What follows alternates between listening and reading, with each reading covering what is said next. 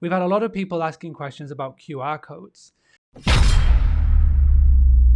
But one of the ideas of a business that I had was QR codes, funny enough. And when we were in Scarborough, the idea was to take QR codes and put them on for sale boards or for rent boards. Because normally, like when you're walking them down the street and you see the for sale sign outside, you don't see anything. You can't see anything of the inside. So my idea was to put a QR code on these boards, a sticker on it. So if somebody walking by, and maybe this property was of interest, they can scan the code and it would take them straight to the real estate agent's page on the website.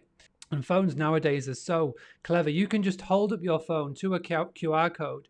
It will recognize it. The camera will recognize it, and it will bring up the web page. So that web page could be anything from a video to a post on social media to literally anything online. You can now utilize QR codes, and whether it's a digital guidebook or just a simple sticker next to the hob or to the dishwasher or to the laundry machine or next to the boiler.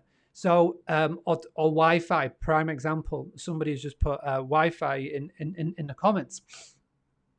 Is that instead of you having to try and explain it over the phone, you can just say, yep, sure, no worries. All you need to do, get your phone, scan that QR code, so hold your phone over it. It will take you to a video to show you exactly how to set it up or what to do if it goes wrong.